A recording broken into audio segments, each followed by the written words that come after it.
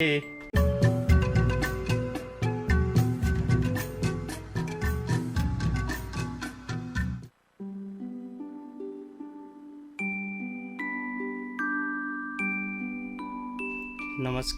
म गणित शिक्षक सुजित श्रेष्ठ, श्री इन्द्रोदय आधारभूत विद्यालय रोसी 8 खारपाचोक।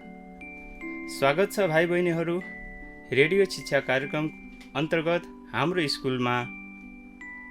अब हामी कक्षा 7 को गणित किताब पढ्दैछौँ।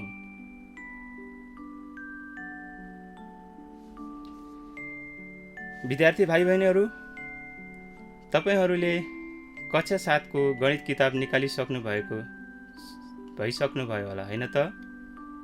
हो, स्याबास। त्यसो भए विद्यार्थी भाइ बहिनीहरू, हामीले अघिल्लो क्लासमा के पढेका थियौँ त? के विषयमा पढेका थियौँ? तपाईहरूलाई याद छ? हो, स्याबास। पाठ 1 मा रहेको रेखा र कोणको बारेमा अघिल्लो कक्षामा पनि हामीले छलफल गरिसकेका छौँ र कोण खिच्न पनि सिकिसकेका छौँ। कसरी कोणको रचना गर्ने भन्ने बारे जानिसकेका छौँ, हैन त भाइ बहिनीहरू? हो। अब भाइ बहिनीहरू, तपाईहरूले कपी, किताब साथै स्केल, पेन्सिल, कलम, कम्पास जस्ता सामग्रीहरू तयार पार्नुहोस्।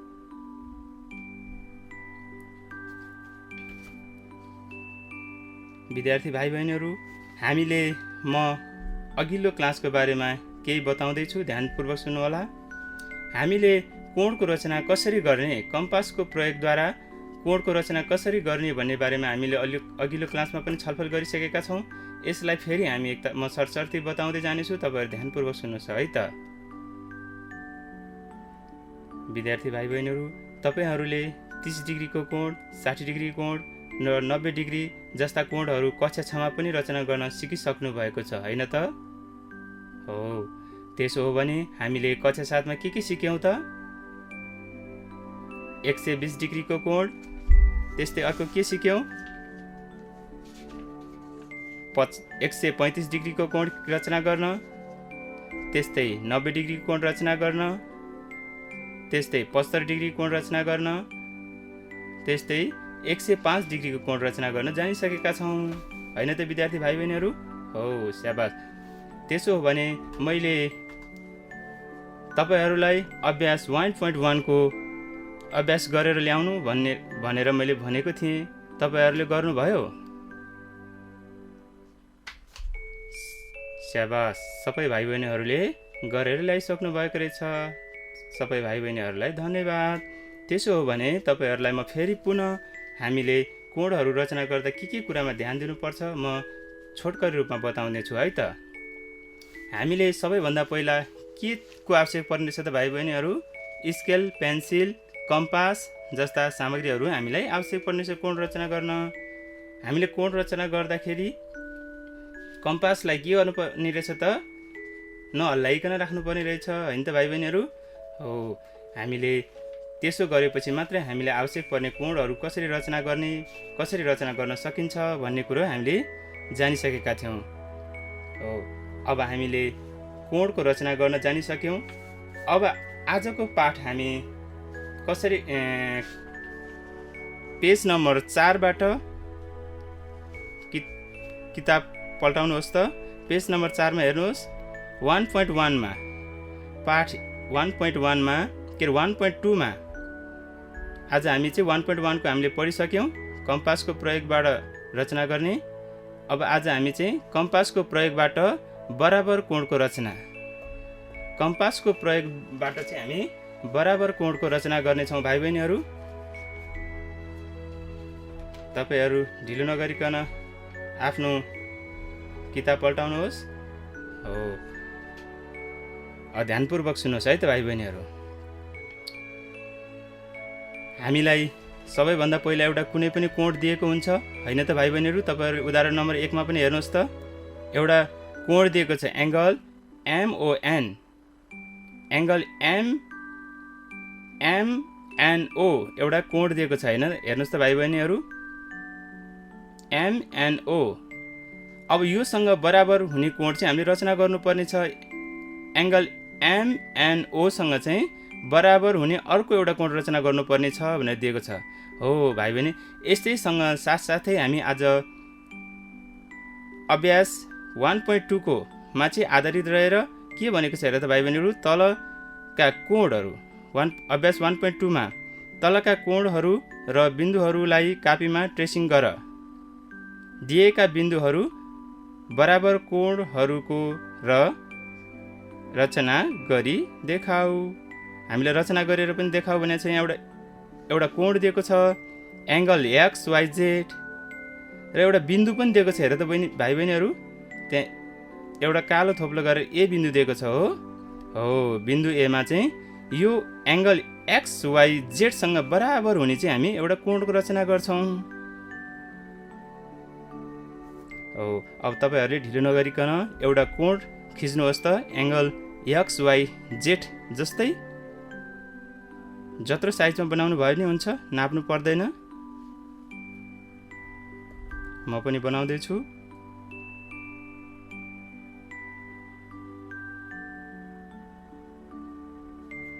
बनाउनु भयो भाइ बहिनीहरू? हो स्याबास। त्यसो हो भने अब त्यसको नामाकरण दिनुहोस् किताबको जस्तै गरी XYZ दिनुभयो। हो त्यसो हो भने अब त्यो सँगै अब हामी उता ए भन्ने एउटा बिन्दु दिएको छ। हामी के गर्छौँ त सबैभन्दा पहिला बिन्दु एमा चाहिँ हामी यो एङ्गल XYZ सँगै बराबर हुने कोणको चाहिँ हामी रचना गर्छौँ। विद्यार्थी भाइ बहिनीहरू, त्यस कोणसँग बराबर हुने गरी अर्को कोण खिच्नको लागि तयार हुनु भइसकेको होइन त? हो तपाईँहरू सबैजना तयार भइसक्नुभयो। अब म रचना गर्ने तरिका सिकाउँछु है त।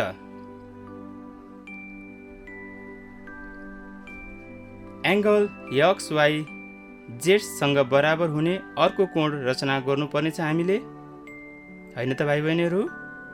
हो स्याबास। अब टिपोट गर्नुहोस् है त भाइ बहिनीहरू। 1 नम्बरमा लेख्नुहोस्, एउटा रेखाखण्ड AB खिच्ने। हामीले एउटा रेखाखण्ड खिच्ने AB स्केल र पेन्सिलको सहायताले। ध्यान दिएर सुन्नुहोस् है त भाइ बहिनीहरू। त्यसमा चाहिँ अब के गर्नुपर्छ भन्दा भाइ बहिनीहरू, त्यसमा एउटा रेखाखण्ड XY र YZ मा काटिने गरी Y बिन्दुबाट चाप खिच्ने। हामीले कम्पास लिनु पर्यो। कम्पास लिनुहोस्। हो कम्पास लिनुभएको भए अब हामीले Y भन्ने बिन्दुमा कम्पासलाई गाड्नु पर्यो। हामीले गाड्नुभयो। हो कम्पासलाई अलिकति तन्काउनुहोस्। हो Y भन्ने बिन्दुमा काटिसकेपछि अघिको हाम्रो कोणमा एङ्गल XYZ मा बिन्दु Y भन्ने बिन्दुमा कम्पासको सियोलाई गाड्ने र चापले काट्ने। हो अब दोस्रो नम्बर लेख्नुहोस् है त भाइ बहिनीहरू। 2 नम्बरमा चाप PQ। अब हामीले त्यो काटिएको चापलाई चाहिँ के दिउँ नामकरण भन्दा PQ। माथि P लेख्नुहोस्, तल Q लेख्नुहोस्। माथि P XY रेखाखण्डमा काटिएकोलाई चाहिँ हामीले P लेख्नुहोस् र YZ रेखाखण्डमा काटिएकोलाई चाहिँ P लेख्नुहोस्। लेख्नुभयो? हो योसँग बराबर हुने अर्को कोणको लागि अब हामीले के गर्नुपर्ने हुन्छ भाइ बहिनीहरू, AB भन्ने रेखाखण्ड अघि हामीले बिन्दु A दिएको छ। बिन्दु A मा चाहिँ के खिच्नु पर्यो भने भाइ बहिनीहरू, एउटा रेखाखण्ड स्केलको सहायताले।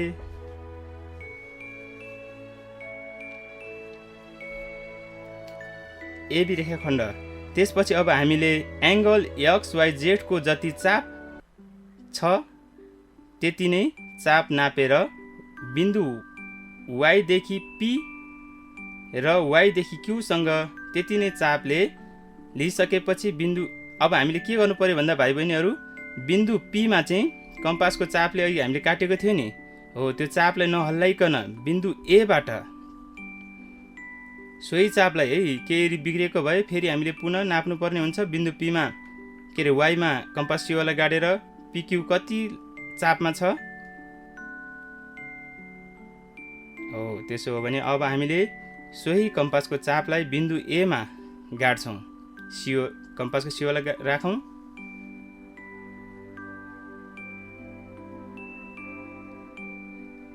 अब बिन्दु एबाट सोही चापले काट्नुभयो र एबीमा काटियो होइन त भाइ बहिनीहरू एउटा चाप हो। सो बिन्दुलाई एम नामाकरण गर्नुहोस्, एम नाम दिनुहोस्। दिनुभयो भाइ बहिनीहरू? स्याबास। त्यसो भने अब हामी तेस्रो नम्बरमा लेख्छौँ। तेस्रो नम्बरमा लेख्नुहोस् त भाइ बहिनीहरू, टिपोट गर्नुहोस्। एङ्गल XYZ, एङ्गल XYZ मा भएको चाप PQ सँग बराबर चाप रेखाखण्ड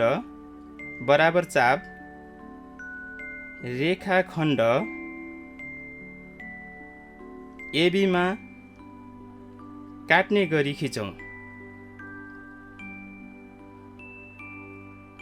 अब के गर्नु पर्यो त भन्दा भाइ बहिनीहरू, कम्पासको सियोलाई बिन्दु Y मा राखेर PQ को चाप नापेर के गर्नु पर्यो त भाइ बहिनीहरू, त्यही नापको चापलाई बिन्दु A मा राखी सोही चापले काट्यौँ हामीले। त्यसले हामीले नामाकरण पनि गरिसक्यौँ। के नामाकरण गऱ्यौँ त भाइ बहिनीहरू भन्दा एम नामाकरण गऱ्यौँ होइन त भाइ बहिनीहरू? हो। अब कम्पासको सहायताले बिन्दु पीबाट र क्यूबाट कम्पासलाई लम्ब्याउने, पीबाट क्यूसम्म लम्ब्याउनु पर्छ। अब कम्पासलाई के गर्नुहोस् भन्दा भाइ बहिनीहरू, बिन्दु पीमा लगेर कम्पासको सियोलाई काट्नुहोस् र कम्पासलाई तन्काउनुहोस्, क्यू भन्ने बिन्दुसम्म पुर्याउनुहोस् र सोही नापको चापलाई के गर्नुपर्ने हुन्छ त भन्दा भाइ बहिनीहरू, बिन्दु एममा लगेर काट्नुपर्ने हुन्छ। एम भन्ने बिन्दुबाट अघि नै हामीले काटिएको चापमा काट्ने। ल अब म भन्दैछु, तपाईँहरू चौथो नम्बरमा टिपोट गर्नुहोस् है त भाइ बहिनीहरू। PQ चाप नापेर रेखाखण्ड AB मा रहेको बिन्दु M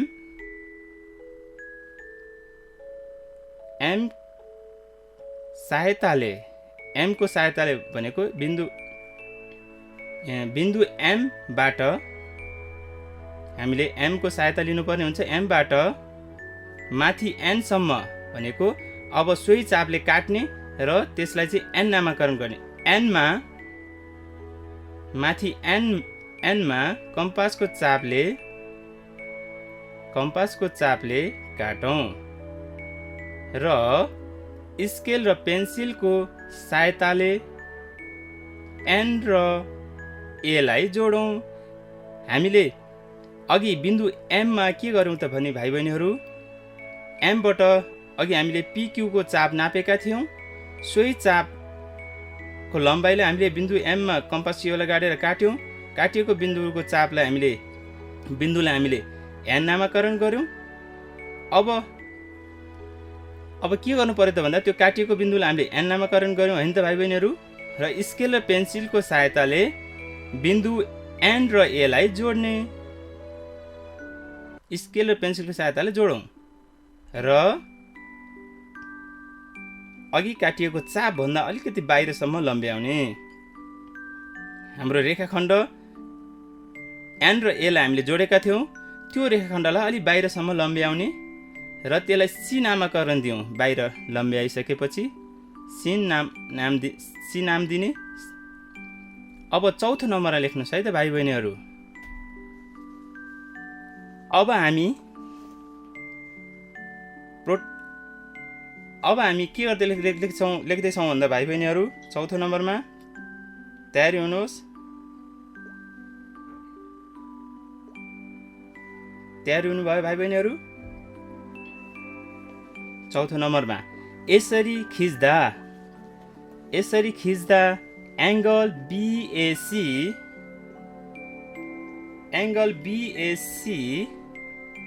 र एङ्गल XYZ बराबर हुन जान्छ। चौथो नम्बर लेख्नु भयो भाइ बहिनीहरू। यसरी खिच्दा एङ्गल BAC र एङ्गल XYZ बराबर कोण हुन जान्छ। जुन चाहिँ हामीलाई आवश्यक परेको कोण हुन्छ। अब नाप्नुहोस् है त भाइ बहिनीहरू, म पनि नाप्दैछु। प्रोट्र्याक्टर लिनुहोस्। लिनुभयो प्रोट्र्याक्टर?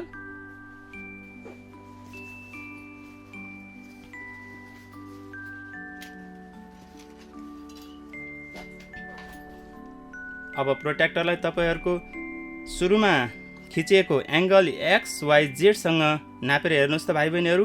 प्रोट्र्याक्टरको तल एउटा तेर्सो कालो धर्सो छ, हेर्नुहोस् त भाइ बहिनीहरू, देख्नुभयो? 0 देखि 180 सम्म लेखिएको छ, हेर त। अब तपाईँहरूले सिधा 90 देख्नुभयो? त्यसको सिधा तल कालो एउटा ठाडो धर्सो नि देख्नुभयो तल चाप जस्तोमा? हो, देख्नुभयो होइन त भाइ बहिनीहरू? सो चापलाई रेखाखण्ड YZ सँग तान्नुहोस् त भाइ बहिनीहरू। मैले पनि मिलाएँ। YZ सिधा ठाडो धर्सोलाई हामीले Y भन्ने बिन्दुमा राख्छौँ र यो तेर्सो कालो धर्सोलाई ओभरल्याप गरौँ। हो, स्याबास भाइ बहिनीहरू, मेरो चाहिँ 40 डिग्रीको कोण बनेको रहेछ। मेरो एङ्गल XYZ चाहिँ 40 डिग्रीको बनेछ। तपाईँहरूको कति बन्यो होला? नाप्नुभयो? हो, स्याबास, सबैजना नाप्नुभयो। अब त्यस्तै गरी अब हामीले यो 40 डिग्रीको कोण भएको भए अब हामीलाई एङ्गल के हुनु पर्यो? BAC पनि के हुनुपर्छ? 40 डिग्रीको कोण हुनुपर्छ। नाप्नुहोस् है त भाइ बहिनीहरू। अब मैले नापेँ। हो, मेरो त सबै 40 डिग्रीको कोणमा बनेछ। हो, तपाईँहरूको पनि सबैको बराबर आयो होइन त भाइ बहिनीहरू? हो, त्यसो हो भने भाइ बहिनीहरू, अब हामीले बराबर कोणको रचना कसरी गर्ने भन्ने कुरा पनि जानिसक्यौँ होइन त भाइ बहिनीहरू? हो, त्यसो हो भने अब हामी अभ्यास 1.2 का अरू अभ्यास पनि हामी गर्न सक्छौँ। अब तपाईँहरूले ख, ग, घ, ङ र च मा रहेका यी 5 वटा कोणहरूको कम्पासको प्रयोगबाट बराबर कोणको रचना गर्नुहोस्। यी कोणहरू अब तपाईँहरू रचना गर्न सक्नुहुन्छ? हो, सक्नुहुन्छ। स्याबास। अब म एकखेप फेरि पुनः सरसर्ती बताउँदै जानेछु। हामीले कम्पासको प्रयोगबाट कसरी बराबर कोणको रचना गर्यौँ म सरसर्ती बताउँदै जानेछु। तपाईँहरू ध्यानपूर्वक सुन्नुहोस् है त। हामीले सबैभन्दा पहिला एउटा कोण खिच्यौँ XYZ भन्ने नापेर होइन त भाइ बहिनीहरू? हो, स्याबास। त्यसो हो भने हामीले बिन्दु एमा एउटा के खिच्नुपर्ने थियो? हामीलाई कोण खिच्नुपर्ने थियो। हो, कोण खिच्नको लागि हामी तयारी भयौँ। त्यसपछि हामीले रेखाखण्ड AB भन्ने खिच्यौँ। अनि त्यसपछि हामीले के गरेका थियौँ भाइ बहिनीहरू? बिन्दु M पत्ता लगायौँ कम्पासको चापले। बिन्दु Yबाट हामीले कम्पास चापले P को पत्ता लगाएका थियौँ। सोही चापले बिन्दु Aबाट काटेर हामीले M भन्ने बिन्दु पत्ता लगायौँ होइन त भाइ बहिनीहरू? हो, त्यसपछि हामीले के गरेका थियौँ? P र Q कम्पासको चापले हामीले नापेका थियौँ। कम्पासले नाप्ने है भाइ बहिनीहरू, स्केलले होइन। अनि सोही चापलाई नापेर हामीले कम्पासको सियोलाई हामीले M भन्ने बिन्दुमा राख्यौँ र N भन्ने बिन्दु पत्ता लगायौँ। अनि स्केलको सहायताले N र A लाई जोड्यौँ। अनि फेरि N र A लाई जोडिसकेपछि हामीले N भन्दा बाहिर यो कोणलाई लम्ब्यायौँ। सो बिन्दुलाई हामीले C नामाकरण गर्यौँ होइन त भाइ बहिनीहरू? हो, त्यसपछि अब हामीले के भयो भन्दा एङ्गल BAC र एङ्गल XYZ चाहिँ बराबर कोण आयो। हो, स्याबास, सबै भाइ बहिनीहरूको बराबर कोण आइसक्यो होइन त? हो, हामीले प्रोट्र्याक्टरको सहायताले पनि नापेर हेरिसक्यौँ। धन्यवाद। त्यसो हो भने भाइ बहिनीहरू, अब यो पाठ तपाईँहरू गर्न सक्नुहुन्छ? स्याबास, अब तपाईँहरूले रचना गर्न सक्नुहुनेछ। त्यसो हो भने भाइ बहिनीहरू, अब यो हामीले कमा गरेको जस्तै गरी हामीले खमा रहेको एङ्गल PQR सँग बराबर हुने अर्को कोण हामीले पनि पत्ता लगाउन सक्नेछौँ। गमा MN सँग बराबर हुने कोण अर्को पी भन्ने बिन्दुमा पनि पत्ता लगाउन सक्नेछौँ। त्यस्तै अर्को हामीले एङ्गल इएफजी सँग बराबर हुने कोण अर्को एच भन्ने बिन्दुमा पत्ता लगाउन सक्नेछौँ। त्यस्तै अर्को मा एङ्गल एबिसी सँग बराबर हुने बिन्दु डीमा पत्ता लगाउन सक्नेछौँ। त्यस्तै एङ्गल एसटियु सँग चाहिँ बराबर हुने बिन्दु अर्को हामीले भी दिएको छ, त्यहाँ पनि हामी बराबर कोण प्रयोग गर्न पत्ता लगाउन सक्नेछौँ। तपाईँहरूले आगामी दिनको क्लासमा यी अभ्यासहरू गरेर ल्याउनुहोस्। म यसलाई कसरी गर्नुभयो भनेर म सोध्नेछु, अनि जान्नुभएको छैन भने फेरि म बताउनेछु। हो स्याबास, सबैजनाले जानिसक्नुभयो। अब आज हामी अर्को अभ्यास एकाइ 1.3 मा रहेको कोणका जोडाहरूको परिचय, हामीले चाहिँ कोणका जोडाहरूको परिचय के छन् त हामी आज सरसर्ती यसका बारेमा जानेछौँ र विस्तृत रूपमा हामी फेरि पनि पढ्नेछौँ। कोणका बारेमा जानकारी लिँदैछौँ। हामीले आसन्न कोण, त्यस्तै अर्को छ 2 नम्बरमा शीर्षाभिमुख कोण, त्यस्तै 3 नम्बरमा छ समपूरक कोण, त्यस्तै 4 नम्बरमा छ परिपूरक कोण, त्यस्तै अर्को छ 5 नम्बरमा छेदकले रेखाखण्डसँग बनाउने रेखाहरूसँग बनाउने कोणहरू हैन त भाइ बहिनीहरू। छेदकले कसरी, छेदक भनेको के हो त भाइ बहिनीहरू? दुईवटा समानान्तर रेखाहरू, समानान्तर रेखा भनेको एक आपसमा कहिले पनि भेट नहुने हो। दुईवटा रेखाहरू यहाँ हेर्नुहोस् त भाइ बहिनीहरू, तपाईँहरू किताबमा पनि दिएको छ पेज नम्बर 8 मा। यहाँ छेदक भनेको के हो भनेर भनेको छ। छेदक भनेको चाहिँ दुईवटा समानान्तर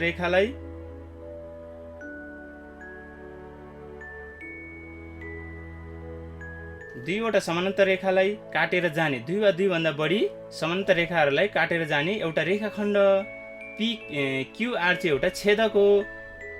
एमएन र ओपी चाहिँ समानान्तर रेखा हो भने क्युआर चाहिँ के हो? एउटा छेदक हो। यसै गरी अब हामीले 5 नम्बरमा छेदकले रेखाहरूसँग बनाउने कोणहरू के हुँदो रहेछ त हेरौँ है त। 1 कमा छेदक, मैले छेदकको बारेमा भनिसकेँ। बाहिरी र भित्री कोण, हामीलाई कोणहरू यो चित्रमा बाहिरी र भित्री कोण रहेको हुन्छ हैन त भाइ बहिनीहरू। बाहिरी 4 वटा कोण र भित्री 4 वटा कोणहरू रहन्छ। त्यस्तै एकान्तर कोण चाहिँ 2 जोडा हुन्छ।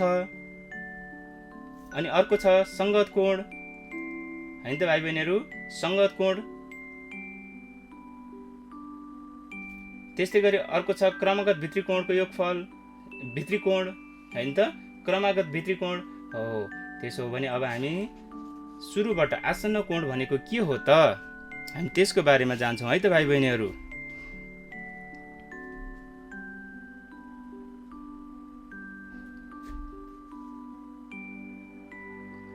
सबैभन्दा पहिला अब हामी आसन्न कोणको परिभाषा बुझ्छौँ है त भाइ बहिनीहरू। यहाँ हामीलाई तपाईँहरूको पेज नम्बर 6 मा हेर्नुहोस्, म यसैको आधारमा बताउँदैछु। एउटा चित्र कोरिएको छ, हेर्नुहोस् त दिएको चित्र।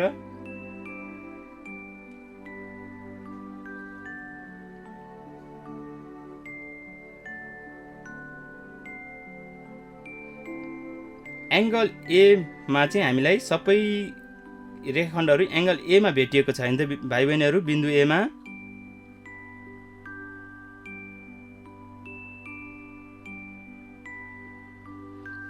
बिन्दु ए चाहिँ के हो त भन्दा सबै रेखाखण्डहरूको शीर्ष बिन्दु हो र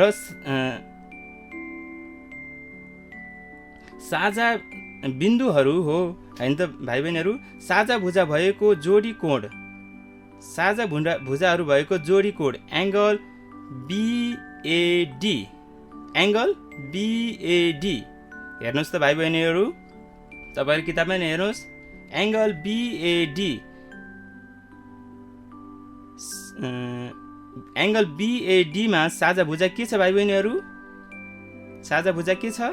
एसी हो। स्याबास, एसी चाहिँ के हो त भन्दा साझा भुजा हो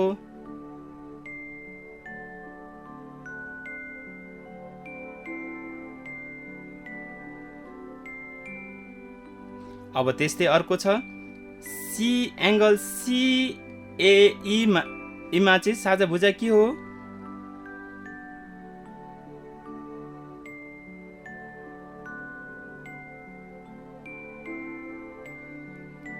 एङ्गल सिएईमा हामीले एङ्गल सिएईमा चाहिँ डिए, त्यस्तै अर्को पनि हुनसक्छ एबी हो। अब यसको साथसाथै हामी परिभाषाहरू के हो त? आसन्न कोण भनेको यसको परिभाषा बताउँछु है त भाइ बहिनीहरू, ध्यानपूर्वक सुन्नुहोस्। शीर्ष बिन्दु र एउटा साझा भुजा भएको कोणलाई आसन्न कोण भनिन्छ। शीर्ष बिन्दु र एउटा साझा भुजा भएको कोणलाई आसन्न कोण भनिन्छ। शीर्ष बिन्दु भनेको के रहेछ त भाइ बहिनीहरू? दुई वा दुईभन्दा बढी भुजाहरू, दुई वा दुईभन्दा बढी रेखाखण्डहरू एक आपसमा भेटिएको बिन्दुलाई, जस्तै बिन्दु ए चाहिँ के हो? शीर्ष बिन्दु हो। जस्तै चित्रमा शीर्ष बिन्दु ए छ र साझा भुजाहरू सी डी ई बी छन्। यी चाहिँ साझा भुजाहरू हुन्। जस्तै एबी एसी एडी एई यी चाहिँ के हुन् त भन्दा साझा भुजाहरू हुन्।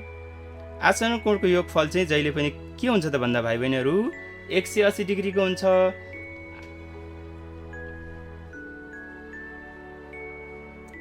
हो, त्यसो हो भने भाइ बहिनीहरू म आसन्न कोणको बारेमा बताउँदैछु है त।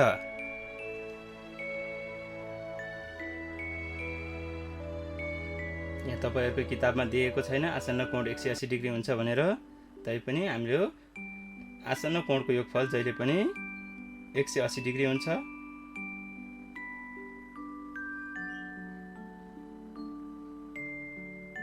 अब 1 नम्बरमा एङ्गल बिएसी र एङ्गल सिएडी एङ्गल बिएसी र एङ्गल सिएडी हामी यो दुईवटा कोण लिन्छौँ। एङ्गल बिएसी प्लस एङ्गल सिएडी कति हुन्छ त भाइ बहिनीहरू? 180 डिग्री हुन्छ। हो, यो हामीले जानिराख्नु पर्ने कुरो हो। जहिले पनि आसन्न कोण चाहिँ 180 डिग्री हुन्छ। अब दोस्रो नम्बरमा लेख्छौँ भाइ बहिनीहरू। दोस्रो नम्बरमा एङ्गल सिएडी र एङ्गल डिएई पनि कति हुन्छ त भाइ बहिनीहरू? एङ्गल सिएडी र एङ्गल डिएई पनि कति हुन्छ? Angle CD plus DAB.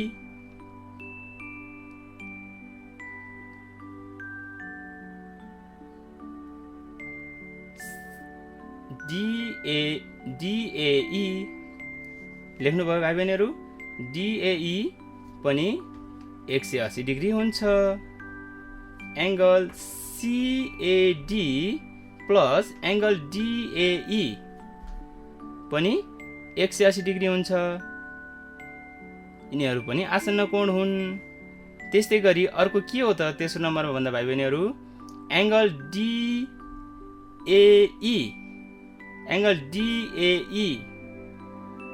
र एङ्गल इएबी पनि आसन्न कोण हो। त्यस्तै अर्को के छ त भाइ बहिनीहरू? चौथो नम्बरमा एङ्गल इएबी र एङ्गल बिएसी पनि आसन्न कोण हो, जहाँ चाहिँ शीर्ष बिन्दुहरू साझा भुजाहरू छन् भने शीर्ष बिन्दुहरू र एउटा साझा भुजा भएको कोणलाई आसन्न कोण भनिन्छ।